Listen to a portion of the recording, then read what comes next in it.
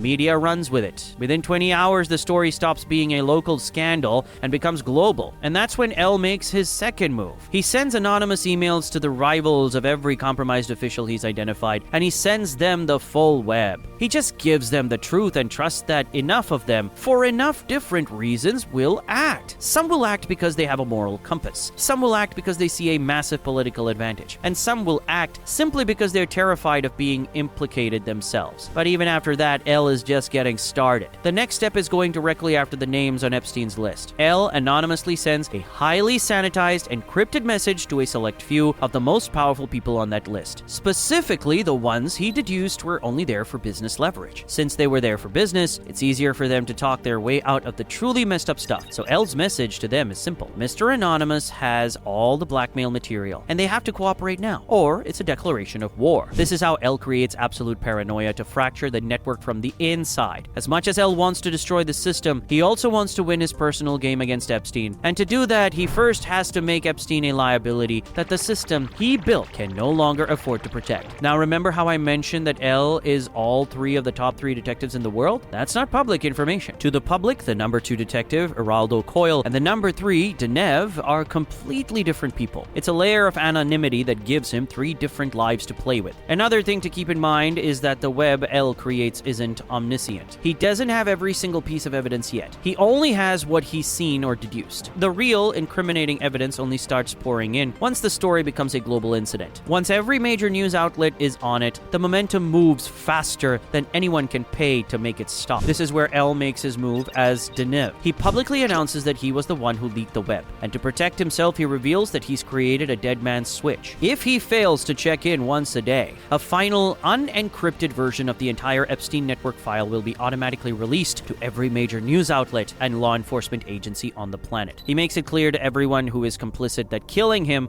only makes it worse. And while this looks like an ultimatum, it's actually pure smokescreen to further crack the network. You see, Epstein knows L is behind this because everything started falling apart the moment L entered the chat. However, Epstein's acquaintances, the powerful men backing him, have a different idea. They are not going to go down with him, especially when they realize they can simply launder their crimes through Epstein. And L knows exactly what they're thinking. In his room, he breaks down how Epstein's only utility to his backers was his ability to operate in the shadows. That utility is now gone. He's become a blindingly bright point of light in a scandal that threatens to engulf them all. And because of that, they won't protect him anymore. They'll make him the scapegoat and hope that his conviction calms the public outcry. And it works. Within a month of L getting involved, Epstein is convicted. And L doesn't stop there either. Over the next few months, he gradually releases information about the other offenders one by one and keeps the entire network in a state of terminal paranoia. Naturally, once it becomes clear that Denev would keep leaking information, regardless of whether he is dead or alive, the hits start getting called in. Multiple contracts are put out on both L and Denev. This is where one of them seeks out the help of the world's second best detective, Geraldo Coyle. And of course, that is also L. To create a false sense of security, L uses his Geraldo Coyle persona to stage the deaths of both L and Denev. It creates a massive wave of public outrage. But the people who hired Coyle are satisfied. But they're wrong. As more arrests are made and the power shifts to the clean counterparts L identified earlier, the old guard begins to lose their grip. Still, many offenders remain untouched because, as a certain student in Japan would say, this world is rotten. And speaking of that student, this is where things peak. About half a year after L visited that island, Light Yagami picks up the death note. At this point, the Epstein list is public knowledge. It's the biggest story in the world. So after Light tests the notebook, he starts writing the names of every offender on that list. He strikes his classic pose, looks out over the city and says to himself, this world is rotten, and those who are making it rot deserve to die. Someone has to do it, so why not me?